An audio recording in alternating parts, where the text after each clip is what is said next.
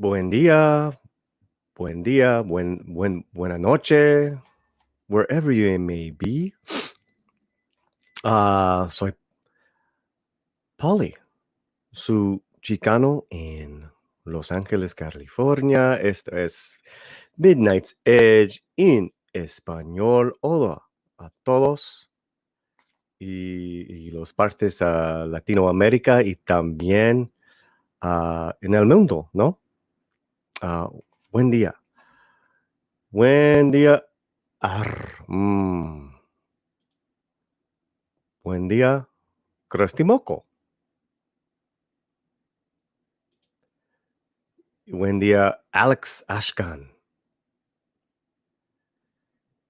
Bueno, hay noticias, muchas noticias buenas y también el box office, el números de box office. Nos hablamos. Y además, una historia de Eugenio Derbez, al comediante, y también actor, y también director. Pero necesito mis compadres de Latinoamérica, de Sudamérica. Diego Flores, Pablito. Hola, hola, ¿cómo están todos?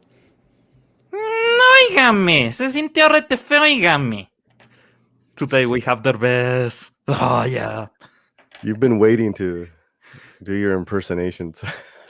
Yes, he has. Nadie sabe, nadie supo la terrible historia de mi tía Josefina. Wow. God. Wow. Y ¿cómo están? Bien. Como en el Esta pre-show semana, yo ya ¿ah? dije lo mío. Hola a todos en el chat. A Darius Munchausen, Alex Ascan, Stephen Otten. Oh, qué bueno verlos a todos. Hey, incluso tenemos un Dieguito Flores en el chat. Bueno, obvio, tengo que saludar a los camaradas. Oh, Dios mío, no debo decir esa palabra, no. Y Viejito empieza a Flores. sonar el himno a Rusia en el fondo. Sí. Es un triste día para el Perú. Pero bueno, no quiero recordar eso. Bueno, todos en el chat, por favor, hit the like button, share the link, tell everyone we're here. And it's Midnight's Edge Español. I want to thank we have over 350 subscribers. Muy bien, muy bien. Además, muchas horas de watch time. So, onward and upward. Más adelante, ¿no? Nos están guachando, men. Nos están guachando. En Perú, eso significa que nos están pasando la pelota entre las piernas y nos están humillando en el campo de fútbol. O sea, toma No en sé cuenta cómo eso. responder a eso. Por eso digo, toma en cuenta eso cuando los peruanos estén escuchando. Good job, everybody. Can't understand a word. I love tacos. Yo quiero mucho weedo. I just had some weed and I have no idea what's going on. Yo no soy marinero. Yo soy marinara sauce. You're a towel. I like nachos. Oh, man. I thought you were going to say El Paso Doritos. También. How y'all doing? Oh, Fine, man. Mexican Tom. Mexican. We need to put his picture and put a hat on him, like a sombrero. Yeah. Yeah. Yeah. Oh man. So okay, that's a good one. Yeah. Ah, You sound like a towel. Why are you such a towel? Boomer hours lads. I'm not Polly.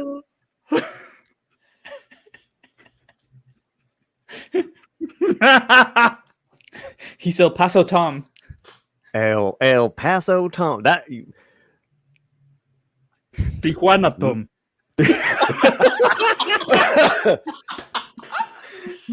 Todos me llaman El Tijuanero Tom.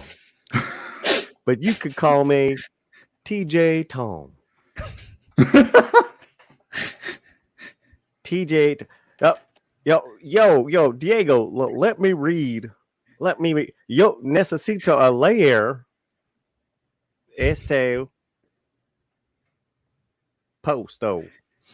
Private eye en retrospectiva. Buenos dias, compas. ¿Cómo andan? Howdy, how friends? What the hell That is was it? Cowley, Pussy? damn it. It's El Paso Tom. Minutes it español.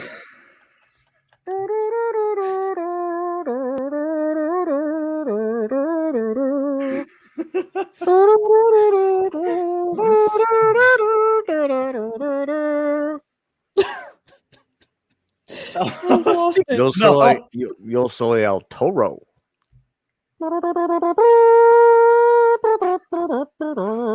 Okay, Mexican Tom will be El Tomo. No tomo nada, El cabrón. Tomo. Tararán. I don't know what the fuck happened. Six. I just had some weed. I have no idea what's going on. I'm not feeling minutes edge after dark. I like garden salad. I am opposed to bunny torture. Also, cats will soon rule the earth with bunnies. The hell's wrong with you, boy? You weird, buddy. You're weird. Okay, today we are happy singers. Like, Yeah. talking about happiness. Don Diego Rope de la Vega. How y'all doing?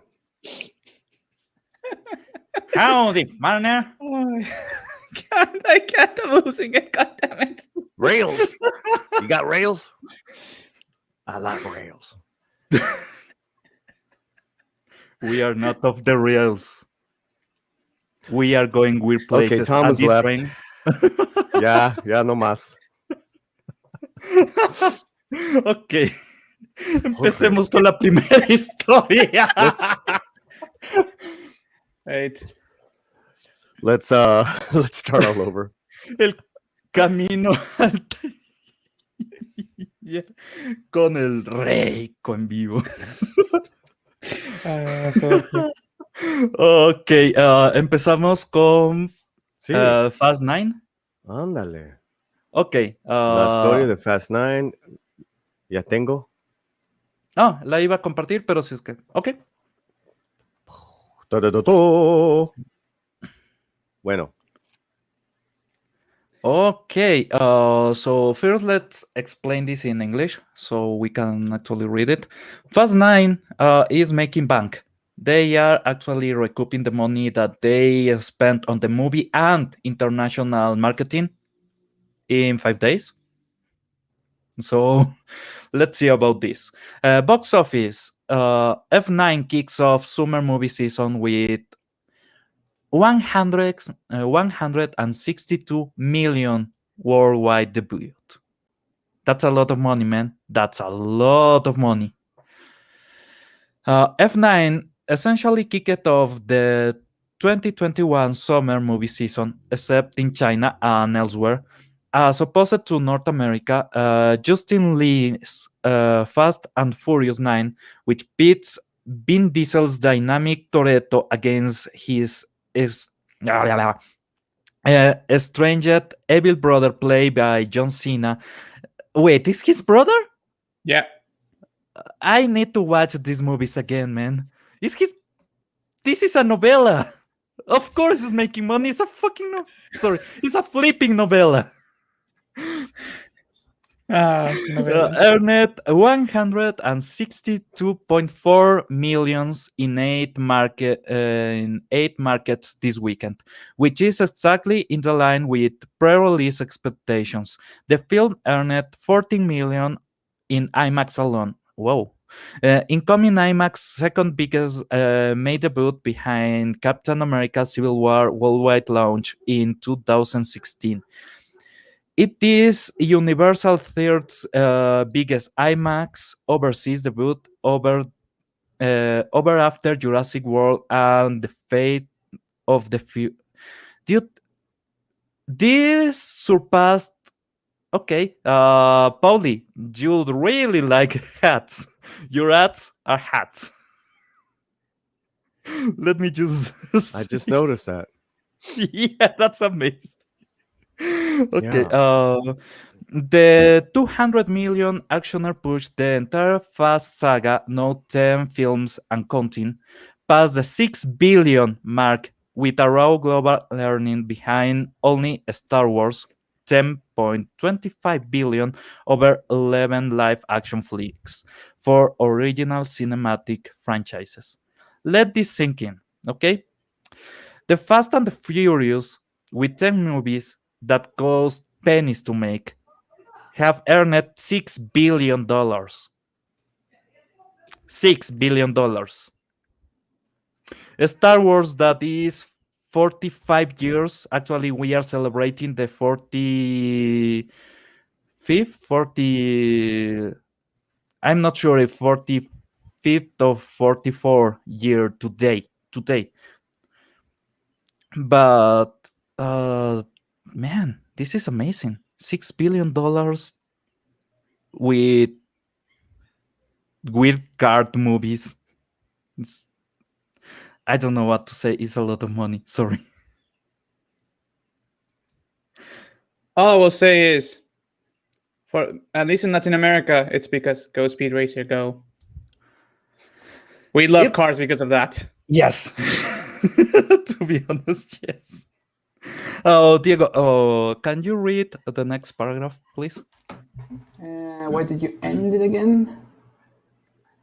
Is it Right earned that one? Or where? Or more? Okay, more. Yep.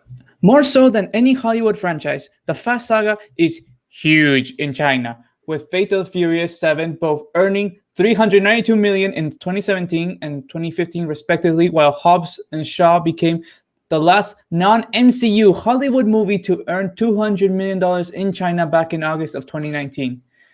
F9 earned $135.6 million in China alone this weekend, including $56 million on Friday. And then again, another including $9.17 million in midnight previews. People learn to write. And $48 million on Saturday.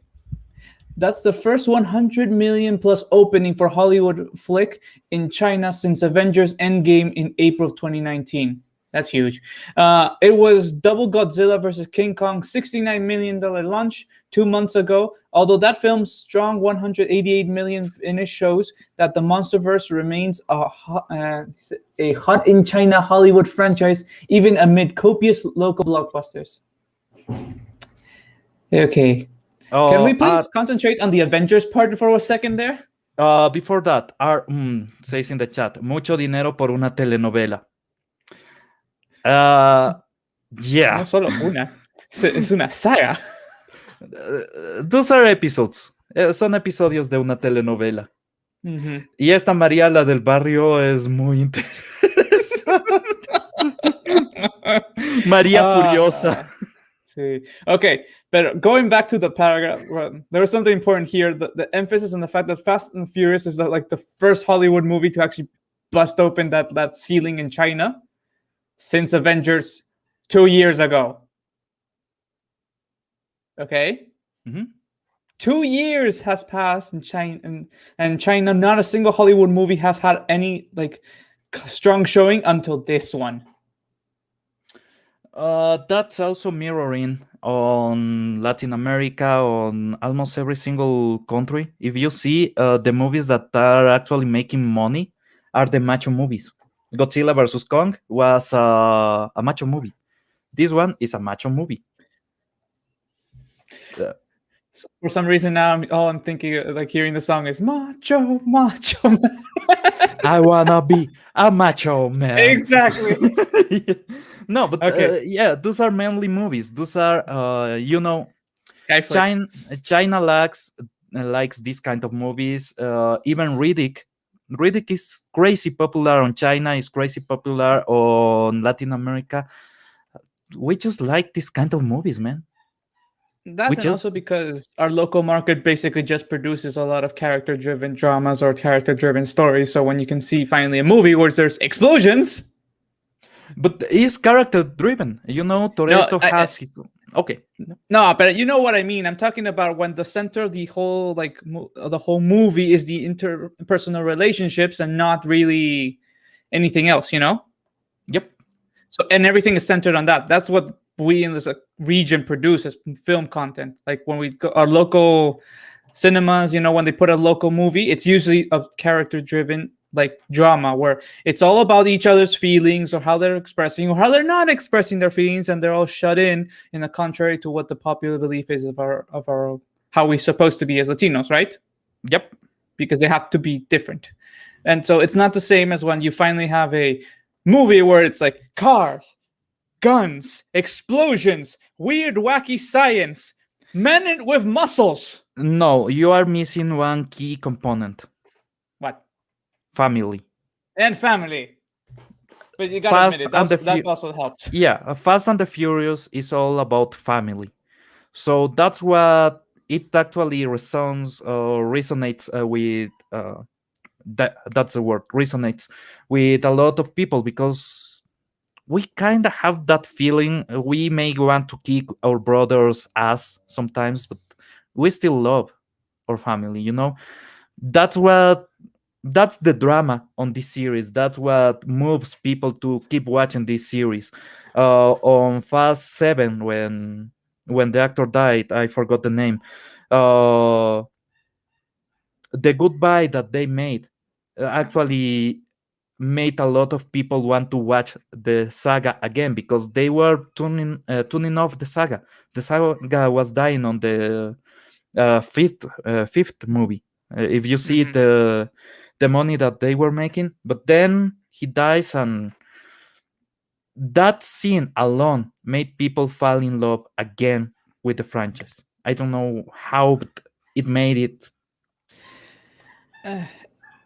There's a reason, but let's not dedicate ourselves all in English. Let's go in Spanish, because that's what exactly. the channel is all about. Ok, bueno, para todos los que nos están escuchando ahora en español, Rápidos y Furiosos 9 acaba de estrenarse hace poco, la semana pasada, y ya en su primer fin de semana ha recuperado en solamente unos pocos territorios. Creo que ahorita solo ha salido en 5 países, y eso sin incluir Estados Unidos, que eso será el próximo mes recién.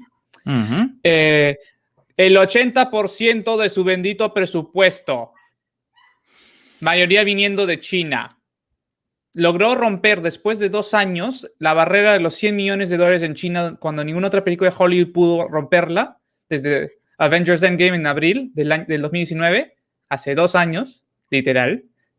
Esta película vino y dijo, hold my beer, ¿ya? Y acaba de básicamente comenzar como una buena... Mostrando primero que la película es interesante, la gente quiere de verdad películas de Hollywood así, dando una señal de eso. Y además de el hecho que a la gente le gusta Rápidos y Furiosos esta fecha. Pablito, ¿tú qué piensas? A ver, empecemos por lo básico. Primero, la cantidad de dinero que están consiguiendo no es para nada juego. Vamos a hacer un análisis bastante simple en esto. Solamente viendo las últimas películas que ha sacado Disney, que ha sacado Warner Brothers, que ha sacado básicamente cada estudio.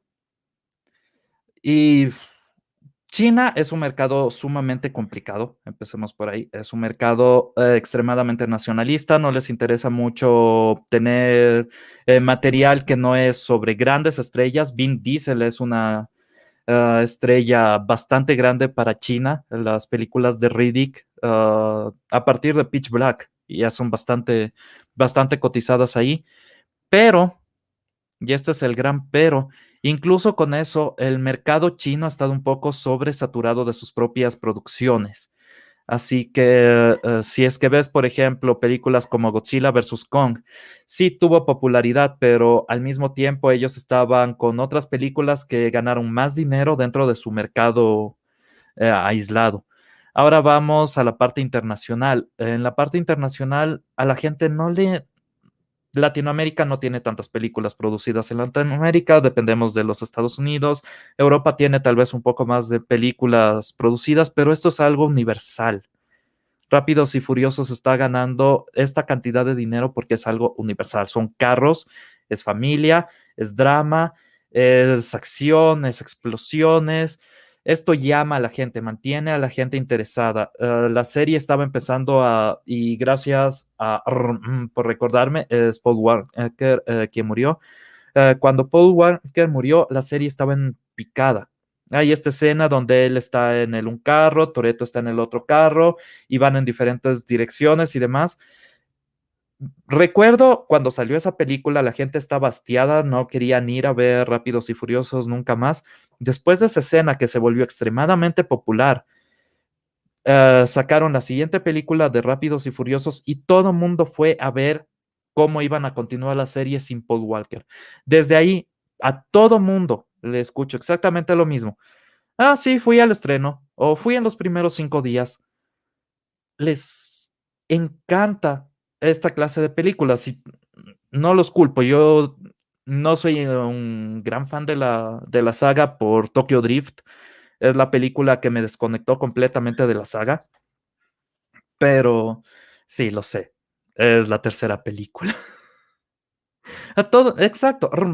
A todo mundo le encantan los coches y a todo mundo le encantan las explosiones. Y cuando ves casualmente esta clase de películas, Cross Timoco, no he visto películas de Fast and the Furious desde Tokyo Drift. Exactamente, yo también me desconecté de Tokyo Drift, las he visto casualmente, pero nada de sentarme a analizar la película por completo, que era algo que antes hacía. Tokyo Drift es mi favorito, Cross Timoco. Ok, diferentes opiniones por aquí. Acá salieron 2 personas que dicen no me desconecté con Tokyo Drift y de nada. Tokyo Drift es mi favorito, tienes que leerlo así, todo ominoso. Fight. Exactly. Fight. Pelea. Ar.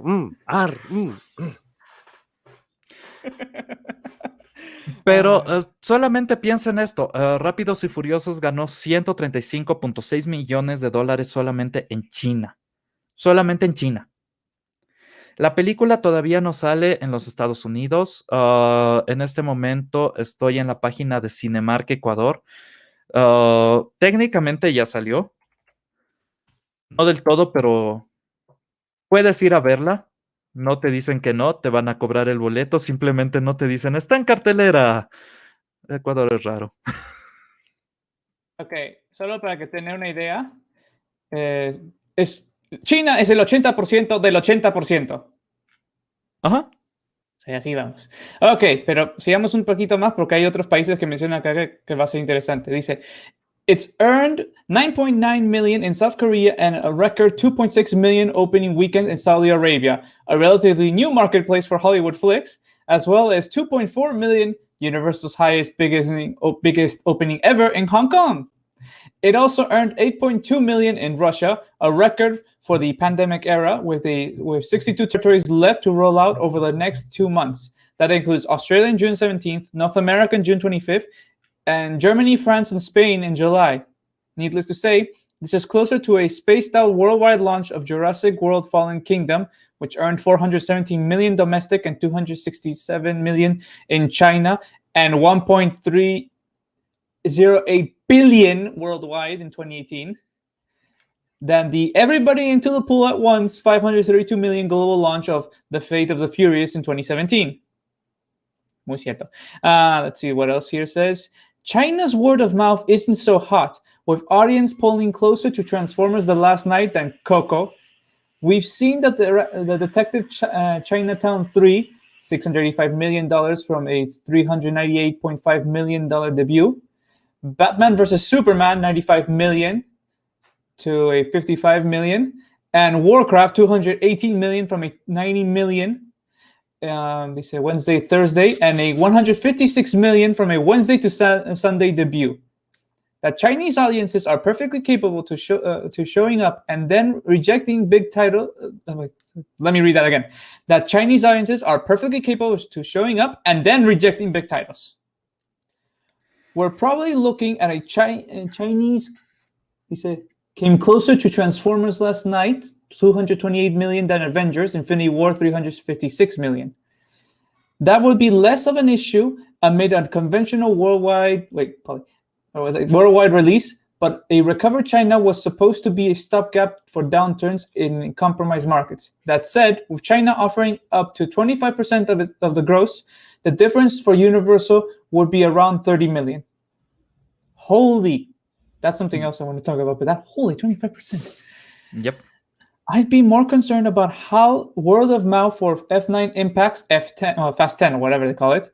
The news is mostly good, with hopes that the current territories are as leggy as Fate of the Furious, 1.236 billion divided by 532 million, which equals 2.32 times, for 375 million in just those territories. We're probably not looking at the next 1 billion plus global grosser. Spider-Man No Way Home was the best shot at the benchmark in 2021. But Universal had no such expectations when they cemented F9 as the welcome back tentpole of the summer. It still shows that even amid Chinese marketplace stacked with local tentpoles and blockbusters, the right Hollywood franchise can still pack the auditoriums. Not bad for a 20-year-old franchise that started as a Point Break ripoff about DVD thieves. Oh. There's so much I want to unpack on that, but that last one just cleared my mind completely and like, what? But let's not think of that. Okay, first, 25%. So you understand, okay? That means that 75% of all gross actually goes to China, okay? Mm-hmm. Only 25 goes to in this case, Universal. But still, that is a lot of money. Ok, tal vez deberíamos explicar eso en español porque no es muy conocido. ¿Cómo funcionan las leyes en China para poder liberar tus películas? Primero tienes que tener un contrato específico con una empresa que sea del Partido Comunista Chino. Por ejemplo, si es que es videojuegos, tendrías un contrato con Tencent. E incluso en películas y animación últimamente es más todo a través de Tencent. Y China gana la mayoría, gana el 75% del dinero que se recauda dentro de los cines allá. Entonces, básicamente, ¿por qué es tan difícil triunfar en China? Es porque tienes que generar un montón de dinero para realmente recibir una cantidad fuerte de dinero a través de China. Si es que tu película produce un poco de dinero, tú vas a recibir solo el 25% de eso. No es lo suficiente como para mantener un mercado constante, y eso es lo que últimamente tanto Disney como otras compañías se han empezado a dar cuenta. Hacer negocios con China no es tan rentable como se esperaba. Es cierto, hay muchas más personas, pero cada una de las personas tiene una menor cantidad de dinero y la utiliza en su mayoría para productos salidos en China. Y aún así, cuando los productos no son salidos en China o hechos en China, el 75% del dinero que ganan de todas maneras va al Estado chino. Así que eso es importante saberlo. Cuando vemos una cifra gigantesca en China, solamente el 25% va al estudio. En el exterior, por ejemplo, en Latinoamérica, en Ecuador, en Perú, en Venezuela, en Panamá, normalmente el teatro recibe una muy pequeña porción de lo que realmente están cobrando por la película y la mayoría va al estudio. Entonces, nuestros cines aquí nos cobran un montón por canguil o palomitas de maíz o como lo quieran llamar, por sodas, por dulces, para recuperar este dinero. Esa es la estructura real de cómo los cines generan el dinero. Los estudios se quedan la mayoría. En China es al revés. Los estudios se quedan con la menor parte y el Estado chino se queda con la mayoría. Bien resumido. Ok, entonces, como explicó Pablo cómo funciona, eso es porque es cuán relevante el hecho de que esta historia nos da dos cosas que entender. Primero, de todas formas, Rápidos y Furiosos es popular, es popular.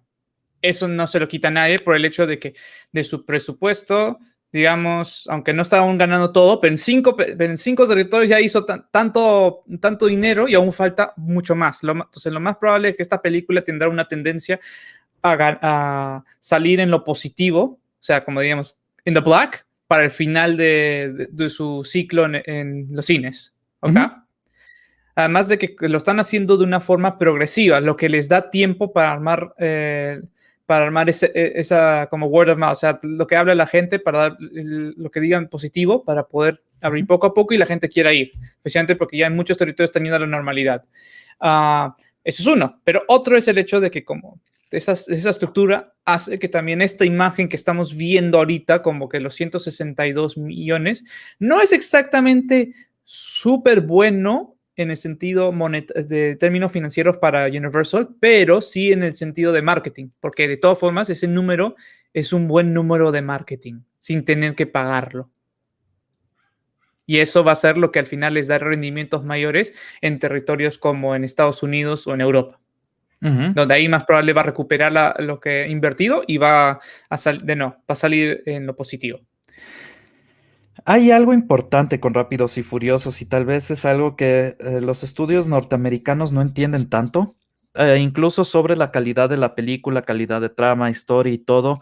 Es una película que siempre va a llamar gente a las butacas. ¿Por qué? Tiene cosas que básicamente todo mundo quiere ver.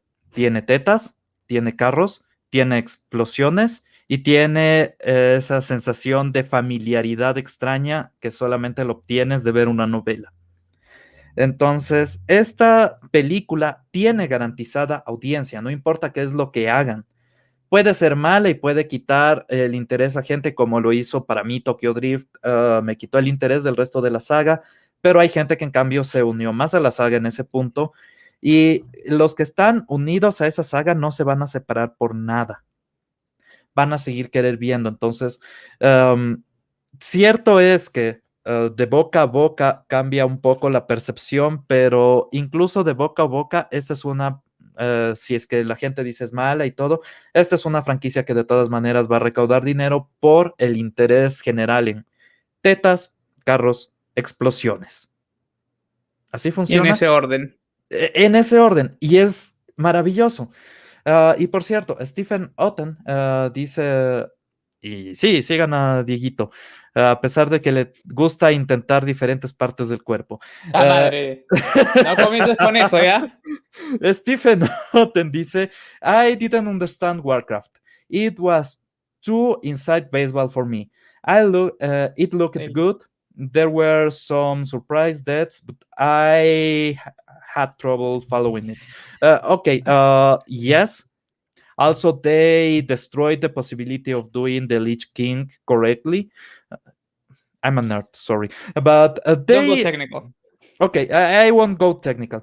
But they messed up a lot of the lore. It was a more lore-inclined movie for the people that actually like to study what's going on the realm. But it messed up a lot. In China, they didn't care. It's a popular game, and most Chinese movies about Chinese games are terrible. Not only but terrible. Blood Rain level of terrible. So they don't give a damn. They just want to see video game characters on the screen, and that's what made that movie big on China. But if you are a lore guy, it's not a good movie. I will put it to you this way: Warcraft was more. I saw as a I'm going to see a movie that is action fantasy that I can enjoy it watching popcorn if I don't think too much about the games. And it worked. Yes. You don't think about the games, you just enjoy it for the experience it is. It's an enjoyable movie. They didn't talk about the Elder Dragons. Again, we're not. Don't remember, we're saying an experience. Yeah, but that's beyond the point of the. We're talking right now. Yeah? Yes. Rápidos y Furiosos, o como me gusta a veces decirle, Rápido y Fogoso, porque esas brothers con tanto fuego caen en las películas. Oye, no estaría mal como subtítulo de una de las siguientes películas, Rápidos y Fogosos. Después Me gusta. te cuento por qué no, pero no lo digo acá porque el bot nos puede cortar. Ok. Ajá. Ok. Bueno, continúa. Antes, al ayer y hablamos de la nueva proyecto de Eugenio Derbez. Hay un comentario de José Luis Castellanos. Hola, José. And he says, why do you have Derbez on thumbnail? He is a SJW. And I thought it would be, before we continue, important to address this with the panel, us three. Yep. So you can get an answer, Jose, and everyone else, and we can continue. So I'll go last. Which one of you guys would like to talk first? Let's give it to the comedian in the group, Pablito. Oígame, no sea barbero, oígame. Se sintió rete feo, me hace ese comentario. Yo qué, oígame. Derbez and SJW. Okay. He's not a proper SJW. Let's start with that. His brand of comedy was great for a long time because of the not safe for work content, except for the Familia Peluche and maybe the Longe Moco. The rest of the characters were over the top and the sexual jokes and everything. Espérate, tenemos un guest, un sorpresa.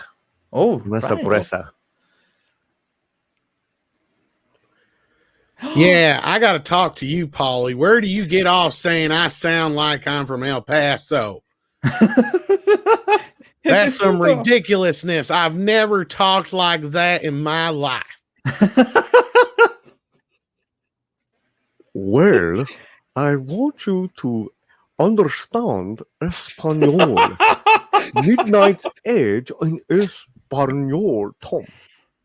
Nor do I sound anything like that. No, that was Andre. That was pretty good, actually. That was pretty good, Andre.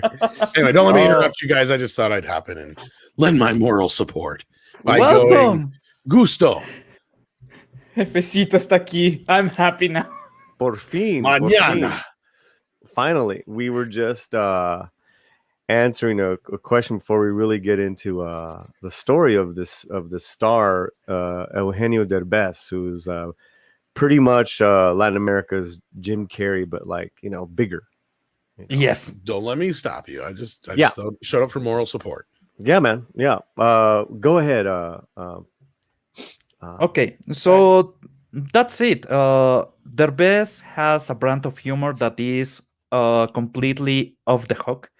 But then his financial side, let's say that, has been in a hurt out of late because of wocosidades, because of people going wocoso and saying that he was insulting women, he was making fun of disabled people, he was criticizing government officials, yada, yada, yada. Okay, so basically they accuse him of being an SJW, but, and this is the important part, whenever he gets into screen, whenever he is about his comedy, he don't care about SJW stuff. He just goes. He just says whatever he has to say on stage, on front of the camera, and that's it. And that's all I need. If he has his political views outside, okay, but if that interferes with the quality of his work, I have an issue. it doesn't. His work out of late has been exactly the same as always. So I don't really have anything to say against him on that regard. Diego. Okay. I'm going to say it this way. Okay. First, as a Peruvian, I appreciate the fact that he does show love to my national animal. Secondly, it's the fact that, as Pablo said, in his comedy, he doesn't pull punches. Okay. The problem is, I think, is because this might actually be a bit more liberal. Okay. And especially for Latinos, liberal culture is a bit like, no matter what kind, there is some backlash against it. It's a very deep-seated thing also because of different problems we've had in general, but there is an element that he's the man is a liberal. I'm not going to say no, okay? But he's not an SJW. That is clear. I mean, the fact is, I even went to see his Twitter. That's why I found this thing. I tried to see if he had like things like pronouns or things like that, and he doesn't. Can I ask a question? Yeah. So he's being like canceled for doing what now? I'm just kind of No, he's not being canceled. There was a comment in the chat that he's a bit of an SJW, and they have a bit of truth in that. He's liberal, he's progressive, but he's Mexican progressive. That means that he still enjoys booze, he still enjoys boobs, he still enjoys the good stuff. He just says that he is progressive, so he doesn't get canceled for the US audiences. And also, I think this connects to remember, Paulie, when we talked about Johnny Legs and what they were calling him, and it's not as clear-cut as that. I think it's the same thing here. Yeah, I mean, so my opinion on that is, one, there's a big difference between being a progressive liberal, which is what I am. And in the recent years, I've gone a little bit more to center, and a huge difference between that and being woke, where you just let your agendas get the best of you, and it's your work suffers. So it's like you're just like what Pablo says, is that your work sucks, because it's just like woke agenda, projects. And Derbez has never it's almost has done the opposite. He's so unique, even in his English projects, so yeah, that's my quick little take on that. But I know Hector Garcia is really going off with that, but yeah, very well said. A progressive liberal ain't a regressive SJW. Really, yes, exactly. It's really not. And a progressive liberal will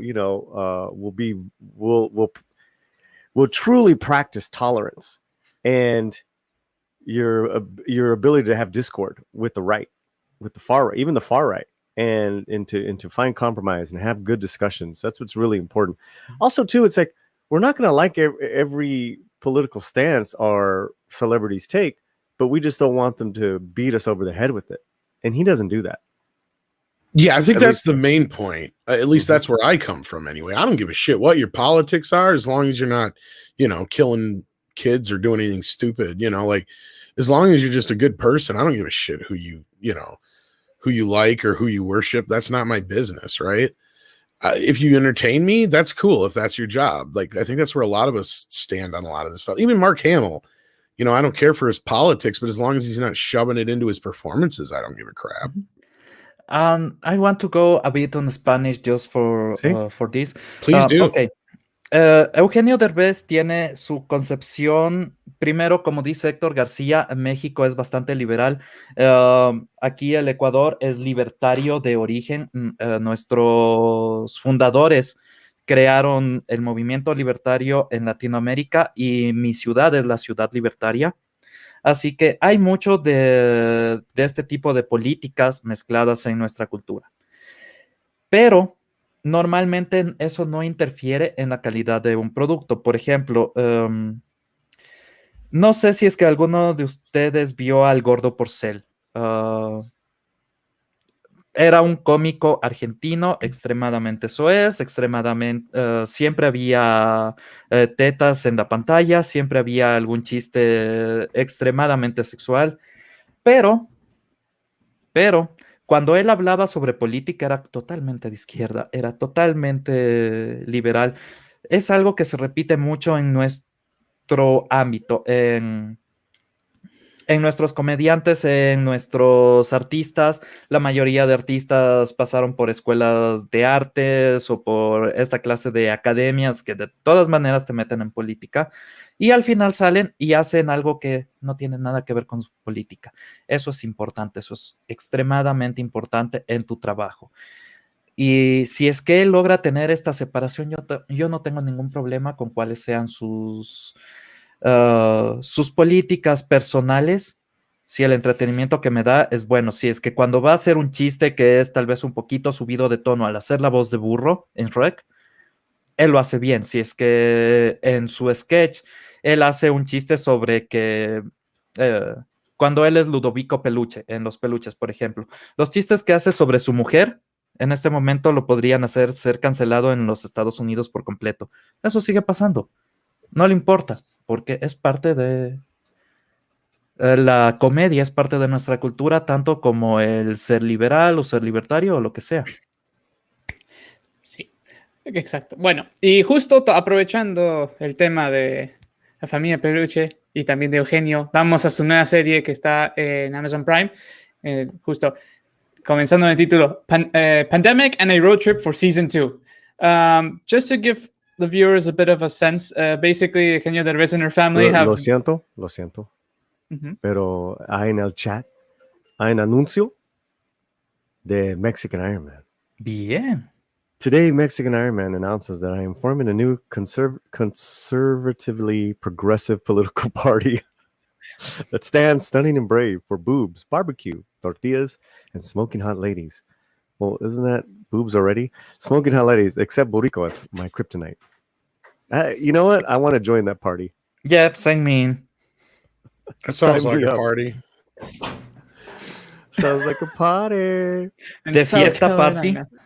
in South Carolina. Let's go, man. Let's go. Bueno, Yeah, okay, we are part of the fiesta party on ándale. South Carolina. That's my anuncio. Gracias, Mexican Iron Man. Continúa, Dieguito. Okay, as I was saying for our watchers and listeners, basically, Eugenio Derbez and their family have their own reality TV show where they basically document all their road trip. And now it's in second season. First season, as it says, they go to Morocco because I think his wife is Moroccan origin. Not remember that right now. Sí, en junio, el 10, no sé, tenemos el productor de el Season 1. Aquí en la programa se llama Jason Martínez. Él está con nosotros, estaba en junio. Nice. El productor de el Season 1. No es parte de este nuevo season, pero he's agreed to come on to the show with us and talk. So I just wanted to tell you that. También. Déjenlo volver. Yeah, calma. Okay, now let's see what Forbes says on this. Eugenio Derbez and his celebrity family hit the road for a second vacation, and the unfiltered behind the scenes of their new adventure has given life to season 2 of the travel docu-comedy De Viaje con los Derbez. After the first season's chaotic adventure in Morocco, which rounded up the entire clan for the first time, where am I? There we go. The celebrity family debated whether to try again, and when they gave the green light, the pandemic halted everything. We decided to cancel the project. Then all of a sudden, we thought, what if we avoid airplanes and people and get an RV? In the end, I think it was a very good idea because it helps us connect more as a family and see spectacular sights, says star Eugenio Derbez. Eugenio, his wife Alessandra Rosaldo, and their young daughter Aitana, the actor's older son Badir, and Jose Eduardo, his daughter Aslin Derbez, and even the family's dog Fiona, got to explore the beautiful scenery of the northwest of the United States, from extreme adventures at Perrine Ridge? No, Bridge, in Twin Falls, Idaho, to taking in the breathtaking views of Yellowstone National Park before it goes boom. The finished product looks like the family had some unexpected hiccups, lots of fun, and some unforgettable moments. Oh, please, I want a moment where he has to change the tire of the RV and he's making all his old skits. Sí, pero a mí es diferente, es especial, ¿no? A viajar con la familia en los Estados Unidos, en partes diferentes de los Estados Unidos, a encontrar gringos diferentes, gente diferente, africanos, no sé, y también, the Yellowstone and everything. I think that's a great cultural exchange, potentially. Yes, because this is Latino families exploring some places that you would say it's like, not many Latinos go, like Yellowstone. Maybe Tom, can shed some light. Is this like a racist thing? I what? No, we are afraid of Yogi Bear. That's what I was thinking. Like, it's racist. So you're getting the gist of his second season here. That instead of traveling all over the world, they're traveling in an RV in the States, which I think is really cool. What was your question for me, though? I was actually working on something in the background. Oh, well, as a representative gringo on the panel, how do you feel about this? White. Okay, thank you.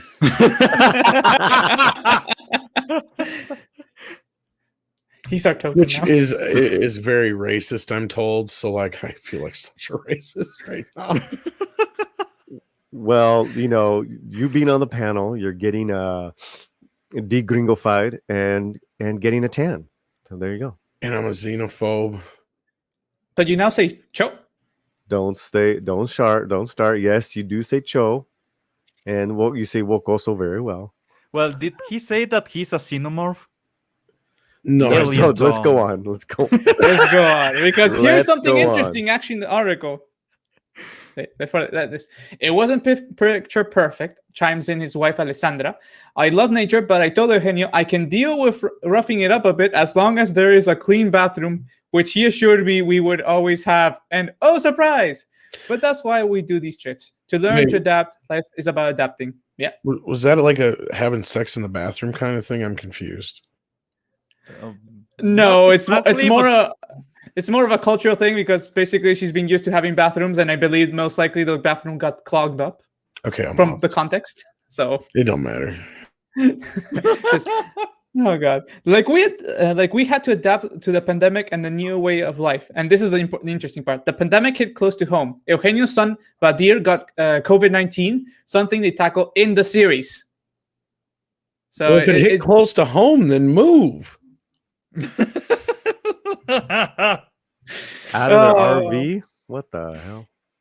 Most likely Vadir went to meet a girl through Tinder and then things got bad. Oh, wait, real fast. Wait, if they're in an RV, that's worse. Then just get the hell out of the way. To extend the olive branch and to bring people together, and so we can do better, Tom. We need to do better. Am I being racist again? Well, no, the gringo is beautiful. Sometimes I don't know when I'm being racist. I was told since I'm white, I breathe racism. And if I'm oppressing you right now, just tell me. There's a song in Ecuador that goes like this. Gringa loca, gringa loca, gringa loca. Fuiste tú la que se quiso casar. Okay, it's about American... I understood part of that. It's crazy gringo. Yeah, it's about a lady that goes from the United States, comes here to Ecuador, gets in love with a native guy. She marries the guy, takes him to the United States, and they divorce. So he has to come back to Ecuador on foot. Well, that sucks. Danny TV, dice, I listened to Emmy since 2016. Now I started to follow this channel and found there's an Ecuadoriano de Quito in here, just like me. ¡Ey! Tú también estás en Quito, hermano. Tenemos que reunirnos, nos echamos unas chelitas, hablamos de Star Wars, estoy siempre abierto para hablar de Riddick, Una de mis... I understood Chile, Star Wars, and Riddick. Krusty Moco dice, RV, recreational vato. Sometimes I'm about those, sometimes I'm not. Only when I'm on vacation. Mexican Iron Man dice, Tom is already blessed honorary Latino brother. He smoked my movie knowledge of my own favorite movies. LOL. He's Tijuana, Tom. Is it okay? Well, all right. Well, okay. Hold on. There's three different Toms here when he comes onto the show. There's El Paso Tom, Tijuana Tom, or TJ Tom. We need to pick one, and then maybe You forgot East LA, Tom. Well, that's your Vato Loco. That's right. East That's LA, Vato Tom. Loco. Yeah. Yeah. Bueno, a continua. What you looking at, I say? Okay. Diego. Okay, it says, I felt a great disappointment because coordinating everyone's schedules to do this project is difficult. I can hardly ever get all my family together because they are always very busy. So I was very excited to do this trip. And literally, with just a couple of days to go, we get the news. It was devastating for me. I felt like I was going to miss out on a great opportunity to be with you, shares Eugenio. Obviously, the concern was over his health. I was very, very, very shocked. Oh, no, it was very, very, very shocking to me. I had to restrain myself not to get angry because he was really responsible. He didn't take care of himself in the middle of a pandemic. He's talking about his son. Polly, you gonna go down, or we gonna? That's what I was saying. Is he should have got out of the way. Anyway. And talking about Tijuana, look, More hats. Somebody's looking at hats. Hey, look at that leather fedora, though. It's got a price drop on it. Oh, yeah. Oh, man. useless. What in the fuck is that thing at the top right, though? It looks like a crock for your head. You mean the one that says hot? Yeah. Yeah. What is that? What is It's because, okay, it's a hot hat. It's when you are too hot to hold your heat in your head and you need ventilation to your head. Oh, you put it underneath.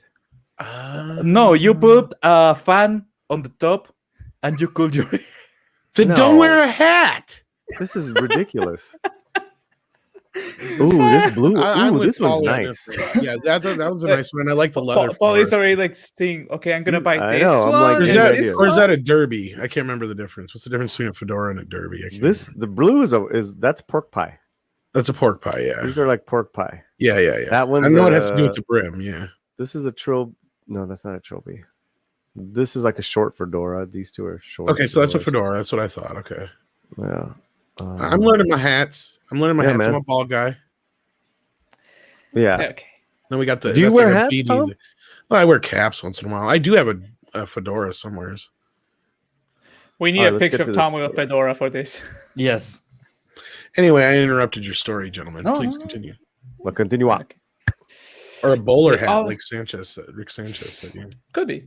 Let's see. They obviously make the best of the situation, starting off their adventure with one less family member. While Eugenio doesn't reveal whether Vadir joins them at some point, it is apparent he does somewhere along the journey because the promos. Eugenio's humor and antics and some outrageous activities for the travelers aim to entertain viewers, as well as details for the family's drama, including Aislinn split from husband and actor Mauricio Ockman. Neither he nor their baby daughter participate in the show's second season. It's not easy to travel with family, says Alessandra, but as a mother, giving Aitana those childhood memories of her with dad, mom, and siblings, getting to see different places, in the could also be difficult. Getting that opportunity to travel as a family is a blessing. And says, well, this thing is cut a bit. Says the first 4 episodes of the second season of De Viaje con los Derbez are now available for streaming in the US on Pantalla and internationally on Amazon Prime Video. The remaining 3 episodes drop on May 27th. The full first season of the original unscripted series is available for streaming on Pantalla in the US and Puerto Rico. Okay, The series is espérate, produced by espérate. yeah. Espérate. Necesitamos a ver, right? And we need to review. Let's watch these first 4 Okay. and give our review. Let's do that for next week. That'll be fun. Okay. Yeah, We'll do that. Pablito? It'll be fun Yep. because if what they say is true with humor and antics, we might actually see some of this, like his shtick. Yeah, Okay, they're the all rest their of this best. Yeah, that's the producer thing. is So, this a video? I'll admit, I'm surprised about one thing about the distribution: the fact that they do it in pantalla, and not, Right. and Amazon Prime has to do it for the rest of the world. Mhm. Usually, You think it'd Amazon, be I feel, opposite? yeah. Oh no, is that there's no pantalla, at least in Peru there isn't. So I get that in that point, but I would imagine Amazon would be more like everything for us. No, Pantalla is parte de Lionsgate, no? yeah, but it Yeah. may also have to do with, I'm not sure, but the Derbez estate actually has a lot of dealings with Televisa and such. So I'm not sure if he can just go on any television network or any streaming service. He may actually have to go through Pantalla for some legal reason. So that may be it. Will be interesting to know. Well, if it's something. también Pantalla is a part of Lionsgate where they bring Latino products to the U.S. film market, no? Yeah, because I remember when I Historically. visited. Yeah, I remember when I visited my ex's cousin. She had pantalla, and so it's like I learned about something I didn't even know existed for Latinos. Pero Pantalla también it's an American company, just with Latinos running it. But let me double check on that. Go ahead. Okay. Now I was gonna say about this. We can also ask Tom. He's here. Like it's there's also one thing I like about this series, because other than the fact that yes, it's Eugenio Derbez. That's already a plus for most Latinos. It's the fact that it's a family story in the end. Okay, where they're doing, as you said, something that I think most Americans do, or at least did on a regular basis, where it was, take a trip with the family, make memories like that. Things that, like for like at least in my case, we don't do that in Latin America. So when we see things like that, it's sort of entertaining for us. Mm-hmm. Because going out with the family on a long trip sucks. The bathroom is always occupied or out of service. There's so much pets that you can use, so usually you have to share. I don't know how does Derbez decided to do a road trip. Basically, you just show. got to watch any of the National Lampoon's Vacation movies. Yeah, exactly. It's pretty much going to be like that in feeling, at least. So, but still, for me at least, I am excited because it's going to see something that's a bit different for us. Because, like, also the fact that the whole experience, like, there's not really places to go, like in the US, where you can say you can go to Yellowstone, you can go to the Midwest, or you can go, like, or the excitement of going from coast to coast in the US. It's not as exciting here, like in Peru, because, for example, you try to do that, there's a possibility you're going to die along the way, literally. Yes, same in So Ecuador. Oh, no, we're in this together. I feel like we're going to die. But literally, we're gonna die. We're gonna die as a family, smiling. Exactly. Much, yes. But that's why we don't do it. Like in Latin America, it's not as easy to do it. Maybe like in Argentina or Chile, okay. But Brazil, it includes going through the Amazon, or or here in Peru, it's going through the Andes. So, in Ecuador también. In Ecuador, you will go to the rainforest and you will get bitten by any book or. That's why, like, we don't do that. So when we see things like Americans doing that, especially, or we see a Latino families, for us, it's really entertaining because we're gonna see something that we want to do, but we know we can't do it unless we go to the US or Europe. Oh, Tom should do a Spanish version of your song "Te veo bien." I don't know if that's the right translation. Midnight Edge español. Basically, one of these guys would have to translate it for me, sing it, and then I'd have to sit there and phonetically memorize it. That would take me a while. Okay. Oh God, I just I just committed to this, didn't I? Tú lo cantas. Yep. Yep. Oh Lord. I could become an international star though, so I'm game. Yes. Featuring Tijuana Tom. Oh God, if this actually works, imagine telling Andre, I have to go on tour now. I'm big in South America for some fucking reason. I don't know. I just Tom. Just Tom going on Midnight Edge. You know, guys, I just won an Emmy. Not an Emmy. How's that? Grammy? the Grammy. I just won a Latin Grammy. I don't know why. People love me. I have to go in a tour. Oh, that'd be beautiful. Now, I want to ask Polly, before we finish, how you feel about the series? Did we lose Paulie? Well, he brought it up. I'm not sure. Is he muted again? No, he's not this way, but maybe. Hasta que sale una serpiente. Me cago. Nunca he acampado con mi familia y por fin estamos acampando. ¿No viene un instructivo? Pues léelo, Rey. A ver. Papá. Viajar en familia es difícil. Huele raro, ¿no? O alguien pisó algo. ¡Ah! ¡Me salpicó la nariz! Shitter's fall.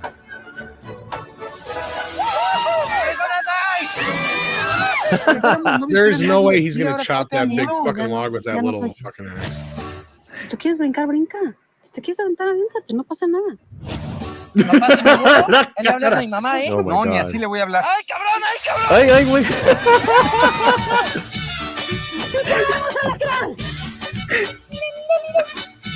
I love Montana! Do you understand in Spanish? Pequeño. ¿Pero este año? Miren cosas cabronas.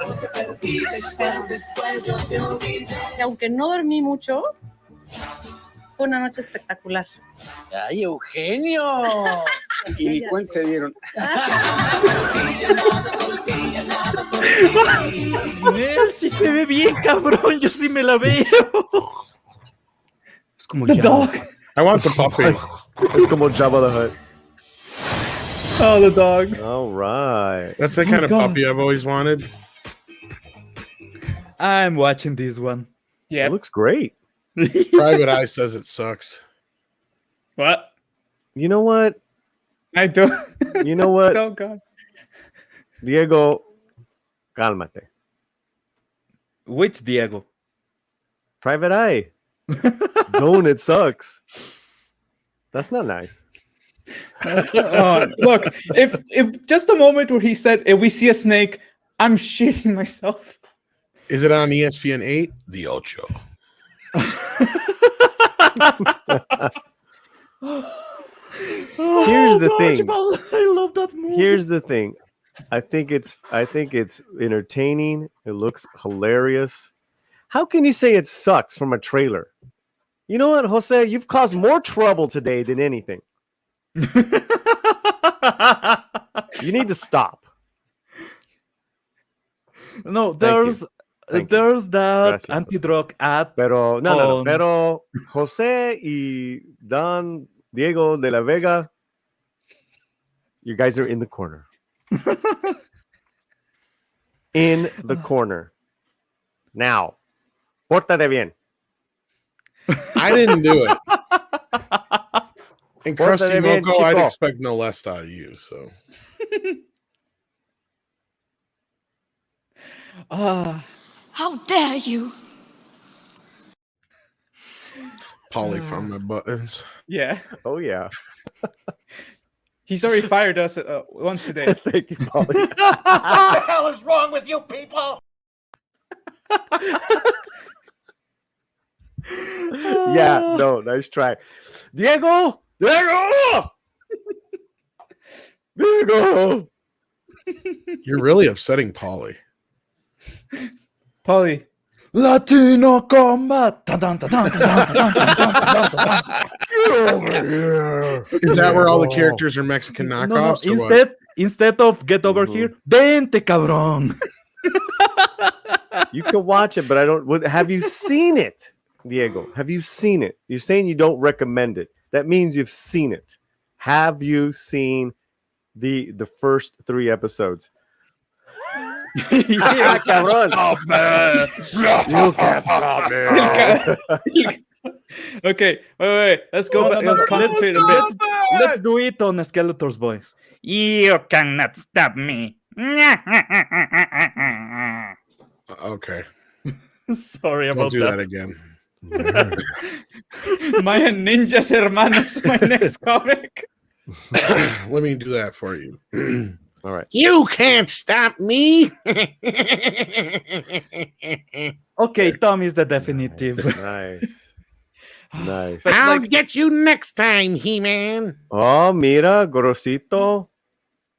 Oh, ¿Qué hermano. pasó? Oye, mano. Evelyn, I need Gorosito. a massage. Gorosito is going to be on our show, I think, next week, sometime soon. Tom, are you aware about Eugenio Derbez and how big he is in Mexico? Or have you No. no idea about him? Ooh, what's that? Shots fired? Are you bigger than me in Mexico? Because I'm going to be huge. Well, he is Gorosito. So that means, It's- the lovable fat guy. As soon as Pablo or whoever translates my song, and yeah, I'm going to be big. I can see it already.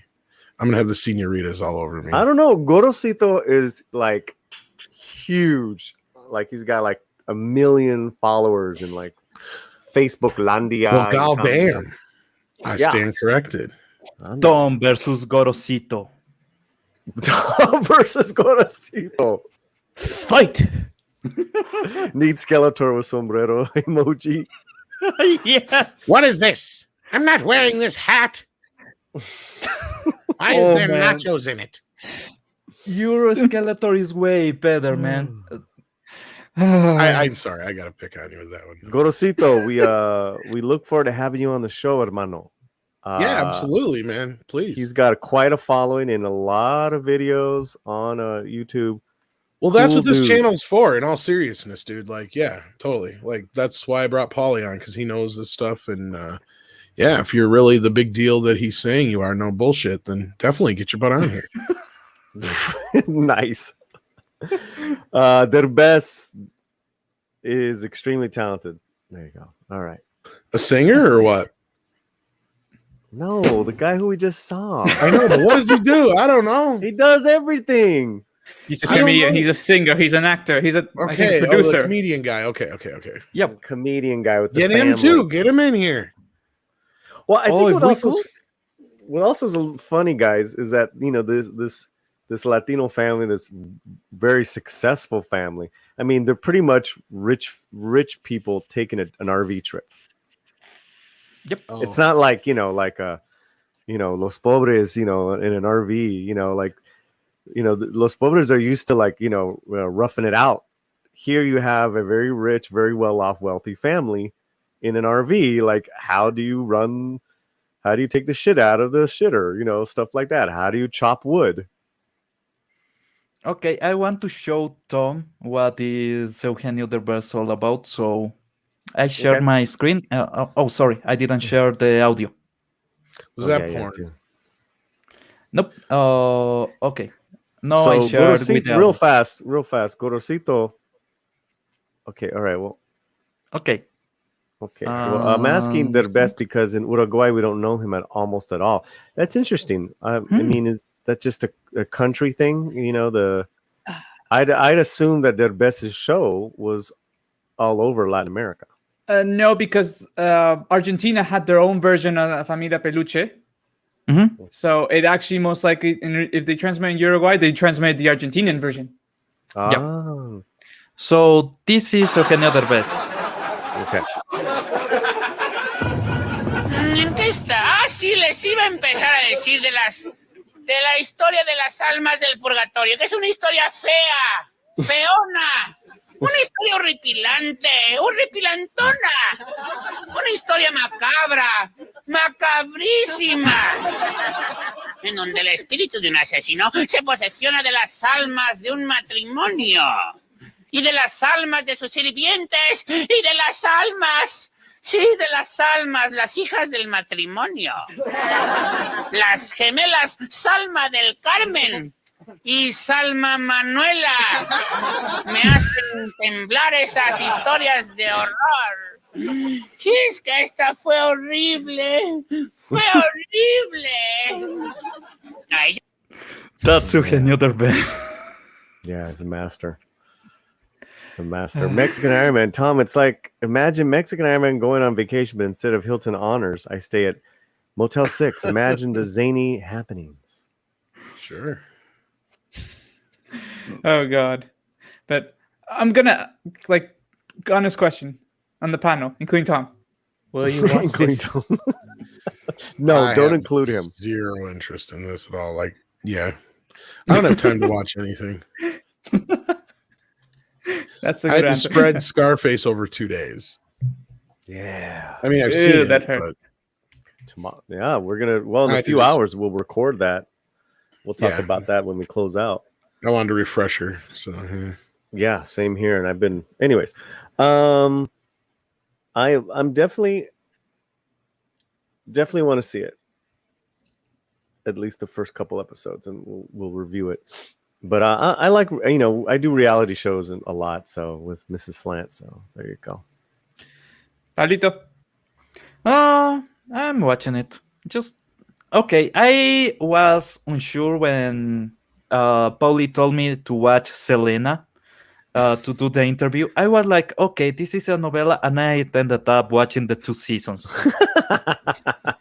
So I cannot Right. say Right. I will hate it because I may not. But then again, I'm weird. All I'm gonna say is that moment where the son tells his dad, "You're gonna talk with my mom again after this. Not even if I die, will I?" When he jumps. That alone bought it for me. Like I'm gonna try to find the first season and then watch the next. Yeah. Gorosito dice, here in the South, we don't know much about Mexico. For example, we don't know that Barbara Mori is Uruguayan because she is working only in Mexico. Oh, I didn't know that either. I thought she was Mexican.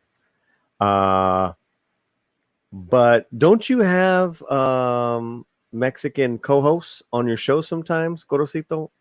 I was watching one of your shows yesterday. I could have sworn one of your co-hosts comes via Mexico.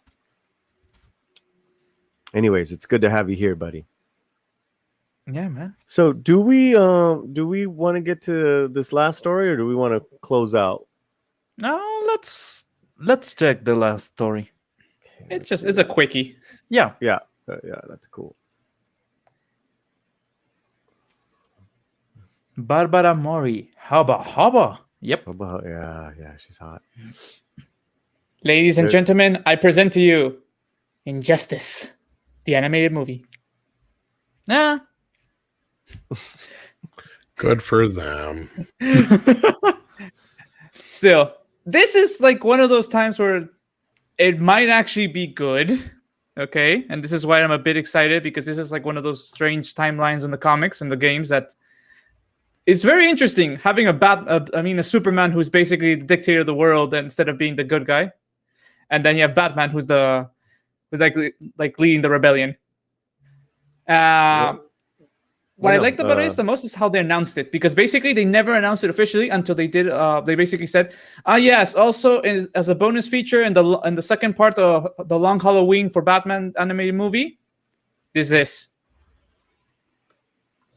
like a trailer. So and for those who don't know, Injustice basically is an alternate timeline story in the DC universe where Joker tricks Superman to do some bad things that make him go crazy, and he basically kills Joker and then says, "Hell with it, I'm taking over the world now." It's a grosso modo, as I said. But Okay. I like the game, the first game, but Injustice is Kingdom Come for the poor man. It's just a ripoff. It's not. Have you ever read Kingdom Come? Yo no. No. Era difícil. Tienes Injustice sí he visto los cómics. Oh, no. Es muy superior Kingdom Come. Y, Hey guys, you guys are going off when you guys haven't even really sorry. read the Yeah. story. So Yes, but- why Since don't we got a stick to the break though, story? I'm gonna jump out, guys. I got a few things I got to do. So enjoy Okay, the show. you Plus, wanna- you lost people watching since I got here, so I'm detrimental to the show. No, we You gotta haven't. get the fuck out. Yes, you had like 22 watching, and now you just gained another one. So I'm gonna leave while the getting's good because I don't want to drive any more Well, people. what do you what do you have going on the next 24 hours? Well, I got the stream coming up with culture. Other than that, I have no clue. I never know what I'm doing besides the Scarface thing with you this afternoon. Okay, 5:00 your time. All righty, I'll see you there. All right, take care, Tom. Good night, See you, Tom. kids. Bye-bye. Bye, Tom. Also, we love Tom. We all love Tom. All the Toms.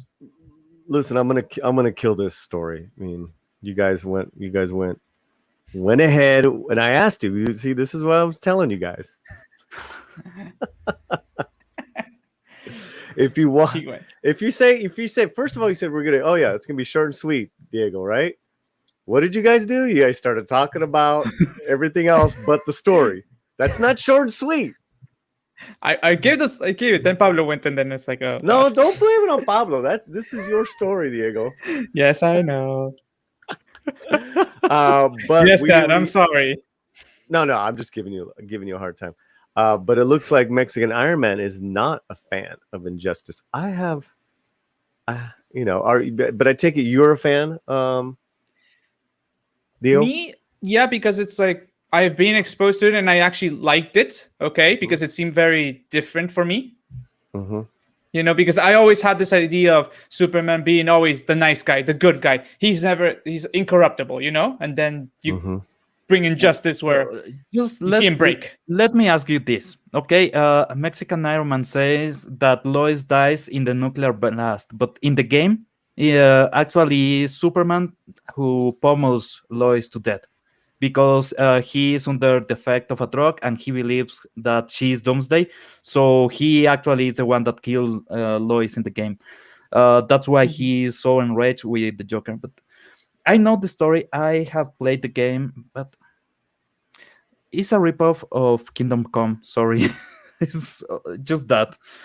I know it's a good story for some people, but I need my Superman on the old way, and I'm waiting for that. I'm just waiting for a good old Superman story because the Snyderverse was going for Injustice.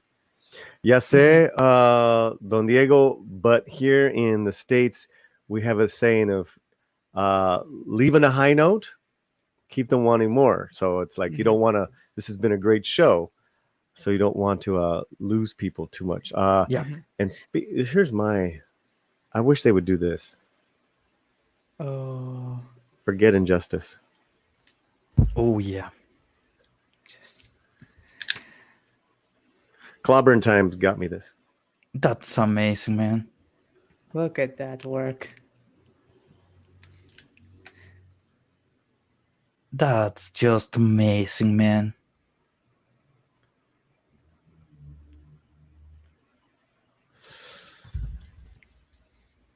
So I'm with you.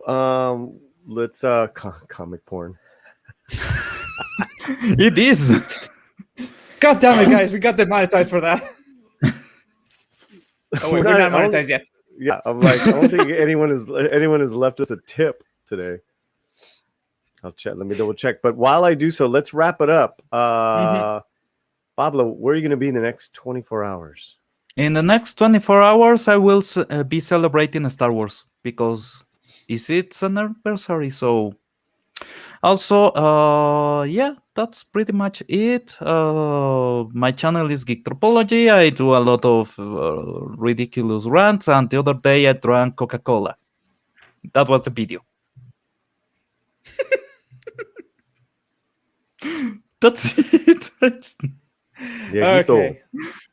Yeah, here's Dieguito. As always, you can find me on Twitter or at Midnight Zets in Español Tuesdays and Thursdays on our streams. And when Paulie finds some weird or interesting news like the Cheetos thing and to talk about on his channel.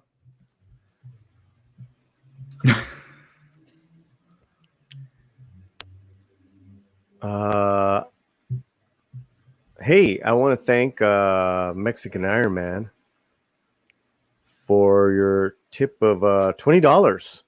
He says, hey, dudes, great to see Tom here. Couldn't type my whole super chat, so sent stream and showed my support. Órale.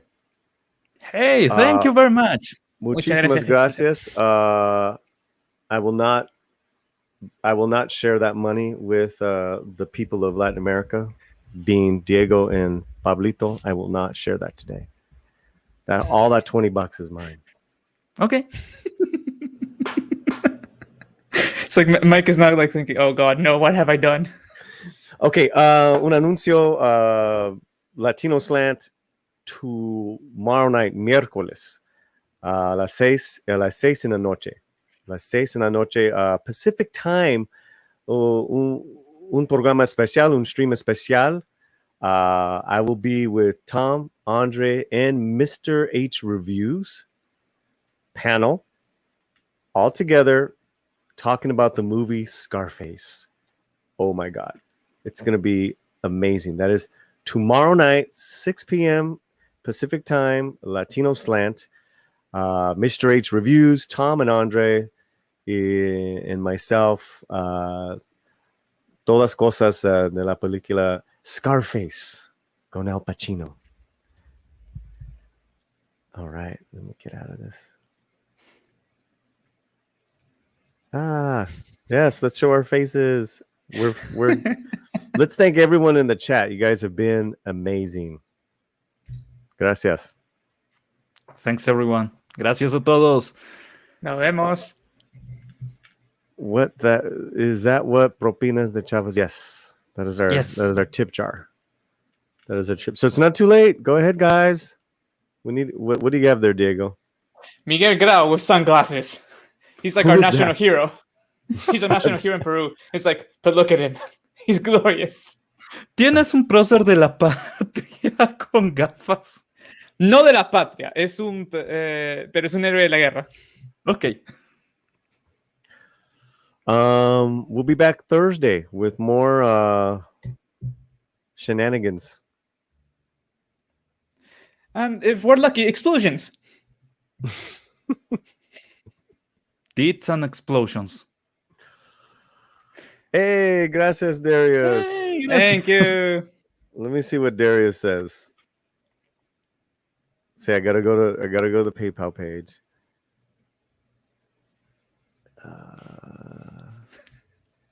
And Darius Munchausen for $2. Él dice Emi Español from Darius. That's the note. Gracias, Darius. I thought he was going to put testing. Is this working? Why don't you have a choice of tip here in YT?